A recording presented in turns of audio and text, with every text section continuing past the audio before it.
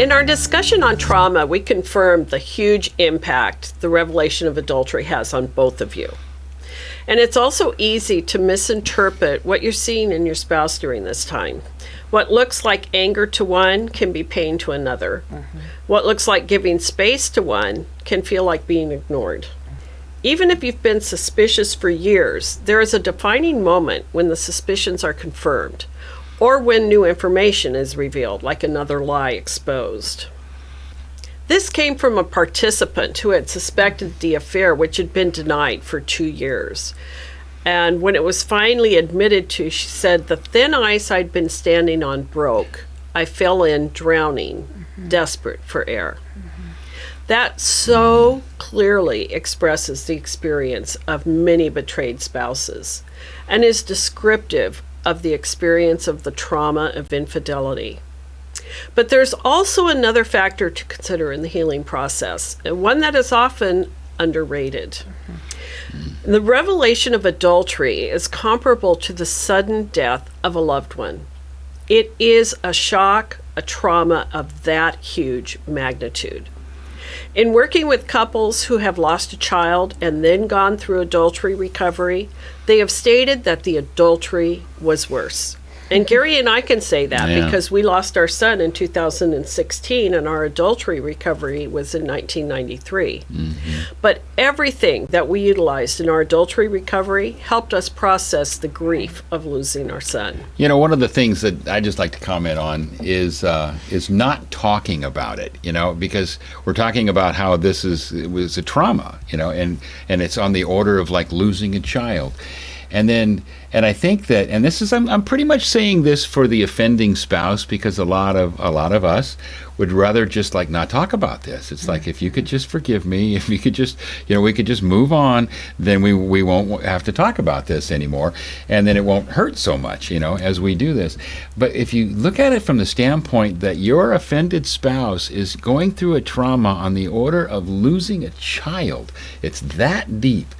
Could you imagine losing a child and then saying, well, we've had the memorial service and we love that child a lot, but you know, we're just never going to talk about that child again, and then it won't hurt so much. Well, that's not how it works. No. You have to grieve the loss.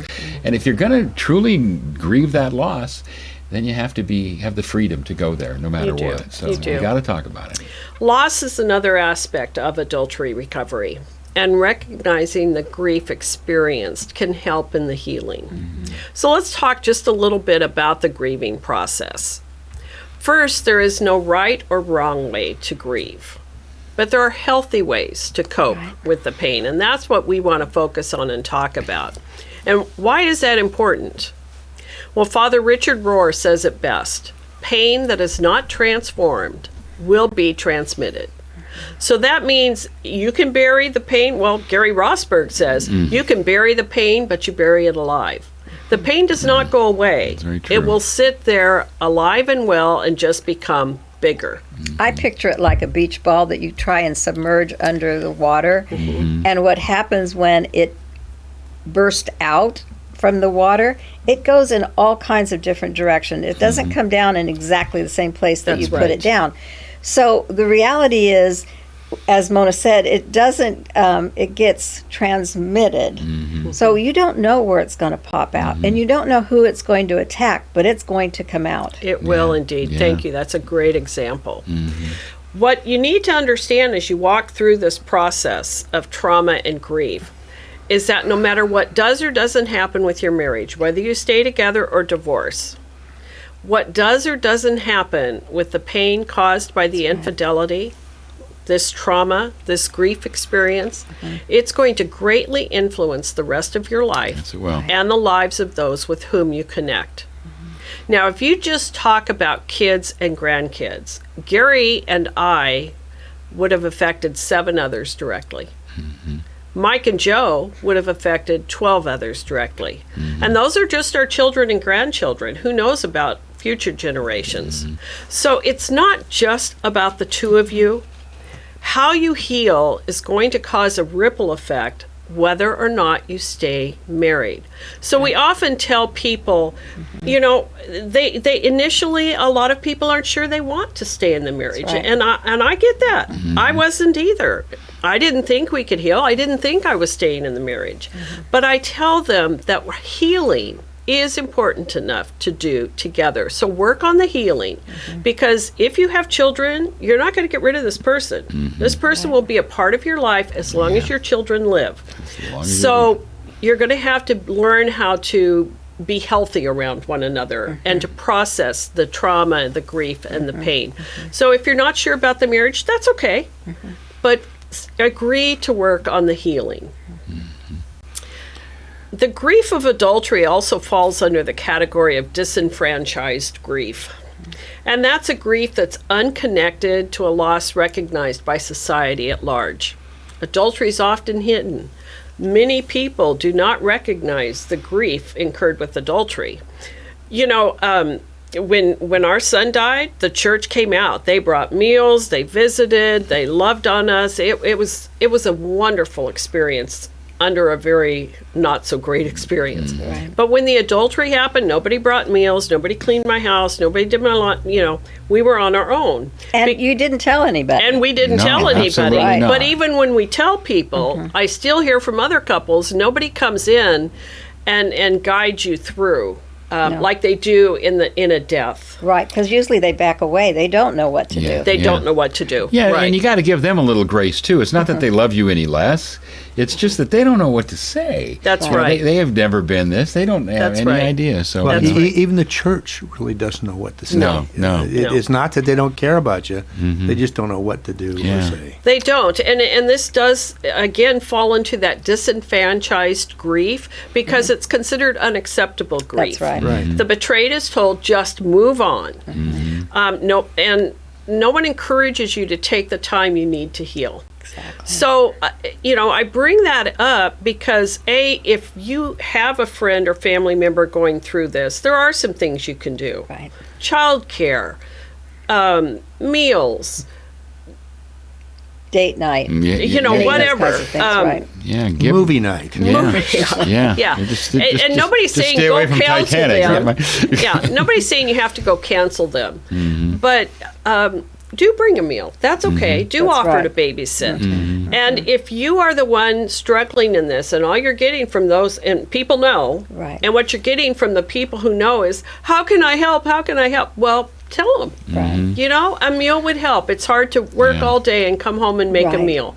You want to watch the kids one night so we can have some time alone to talk. Those are things that people can do to help you. How we deal with the grief can make a huge difference in how we heal from the adultery. So let's look at some myths about grieving. The pain will go away faster if you ignore it. Or, like I said, remove the cause, in our case, your spouse. The truth is your spouse cannot bear the pain for you, no matter how much you think they should. They can leave, but your pain will stay with you, and you will still need to heal. So the pain will go away faster, not if you ignore it. The pain will go away as you face it, process it, and heal. Another myth about grieving is that it's important to be strong. And that's wrong. Protecting by putting on a brave front denies you and those around you from facing the reality of your grief. And this is really important for a betrayed spouse to understand, because if you minimize the pain and grief, the unfaithful will also minimize what happened. That's right. There's a healthy balance there. We don't Yeah. try to kill them off with pain and grief, but we also can't minimize it. We have to be as transparently honest with our grief and pain as possible. And unfortunately, sometimes, you know, counsel that couples will get is something that you forgive and you move on and you don't talk about it. Well, you know, that can't be done.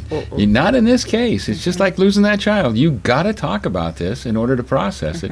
And, you know, offending spouses, it's up to us to give them permission to go there. Because what we've seen in the past is, like counsel will say, well, now, Mona, it's time to just forgive and move on. And then if I got a counselor sitting there saying that we shouldn't talk about it and I don't want to talk about it, that's kind of 2 against 1 and it shuts her down. That doesn't work. It doesn't work. No. And so she won't heal. She won't heal. She won't heal. She You will not won't heal. You won't heal. And the marriage won't heal. Yeah, that's right. And if you teach her to shove it down, then it lives under the surface. Yeah. And then it only blows out later in other ways, So as long as you talk through this and walk through this, you can get through this. It festers. Yes, it does. Festers. Yes, it That's does. right. It does.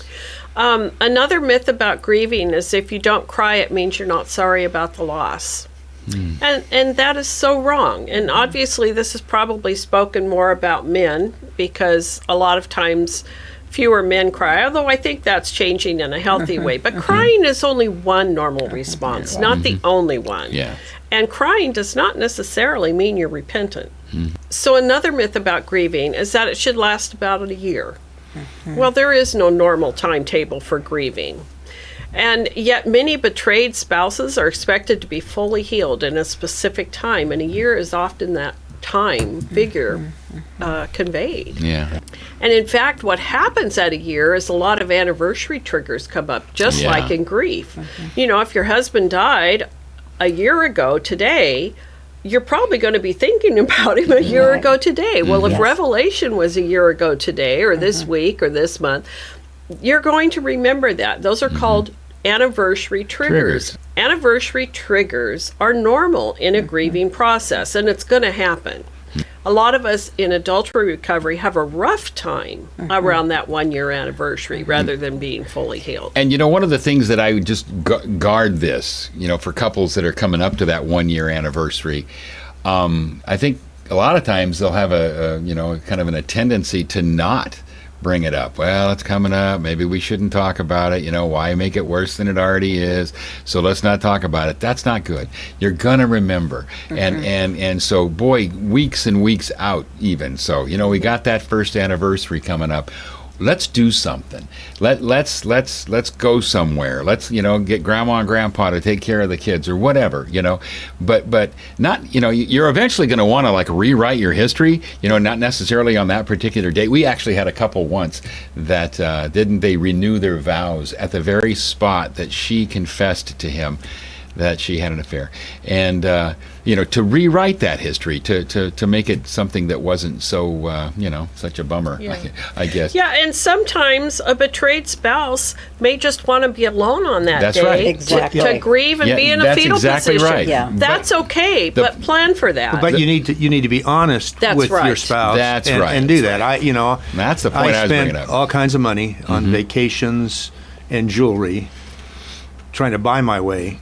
To win Joe's forgiveness, Yeah. which is the wrong thing to do. Yeah, that's right. And that's not healthy. But Yeah. you're absolutely right about the honesty. You just Yeah. need to be honest, and even above front, treat it, keep it in the air, keep it out in the light, so that the enemy loses his power. And then when that anniversary comes, you'll find that it'll come and it'll go a lot easier if you guys are talking about it. Yeah? That's right. Yeah. That's right. And it can be a day. It can be, I remember a couple years down the road, our recovery, all of a sudden I was feeling very gloomy.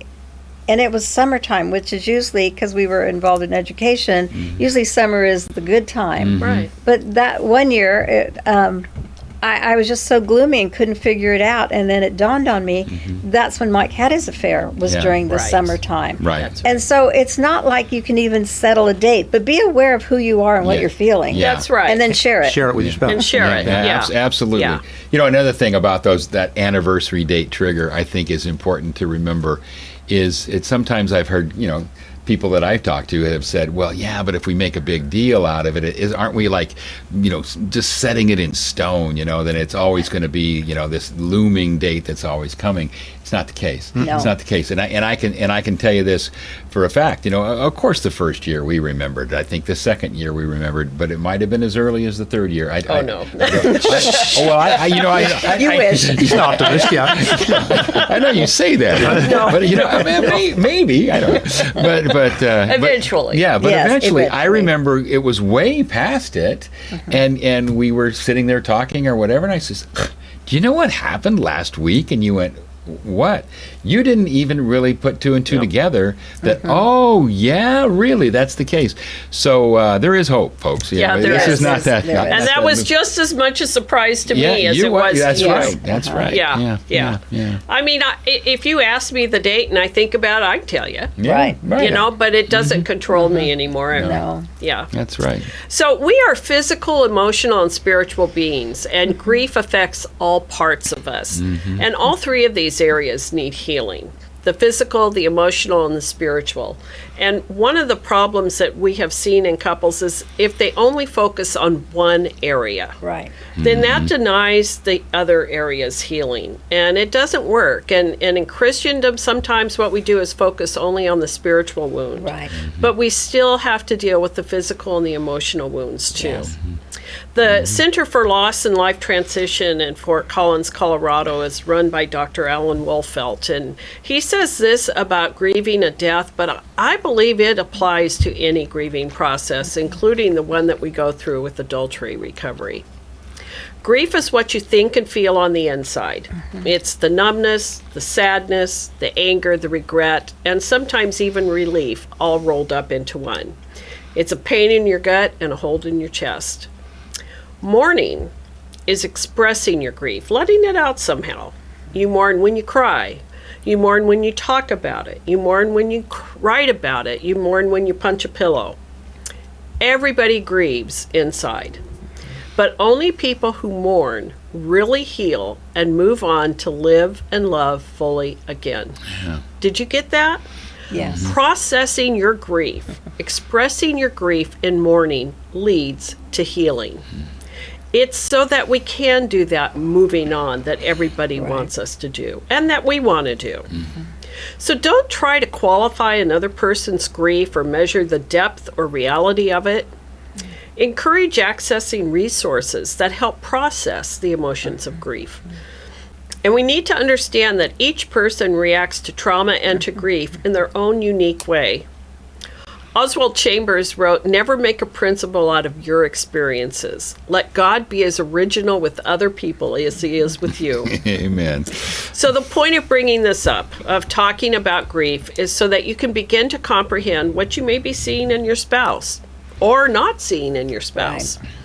The truth is that husbands and wives who are grieving are rarely on the same journey, even when it's not about adultery. And that's another reason we have to give each other and ourselves a bit of grace, to utilize the help that God can provide through others. The good news is that our culture has come a long way in understanding grief in these past years, and there are many resources out there now. And even though our loss may not be visible to all, the principle of healing from grief can be helpful. The point is to walk through this traumatic event in your life, adultery, to go through the grieving process, do the mourning necessary, and heal. So access and utilize the resources you need to heal. It's the best gift you can give yourself, best gift you can give your kids, and best gift you can give the rest of your family. And here's really good news. It is never too late to begin or restart a healing process. We want you to begin again or continue on in your process because you have a goal. And what would that goal be, Mona? Your goal is a healthy marriage. Yes. Not the marriage you always dreamed of as a kid. Yeah. Not the marriage someone else had. Not the marriage your folks had, or one that is nothing like your folks. But a healthy marriage based on God's principles. Can you guys all hear the alumni of every weekend intensive that we've ever had out there right now that are watching this video? Healthy marriage, Mona! And you know how you get there. You know how you get there if you look at the word healthy, right? Hey, that's right. It's heal thy Thy marriage. That's right. exactly right. That's You put a exactly little Takes right. work. line. Heal Takes work. thy marriage. That was one of the, Yeah. A healthy marriage is based on God's principles. Mm-hmm. And we hope you'll watch the video on biblical marriage to learn what he created marriage to be. Mm-hmm. The truth is that it will be one in which you both share intimacy in all forms, and you both feel loved, trusted, and respected. A healthy marriage is an attainable goal, and it's worth the cost.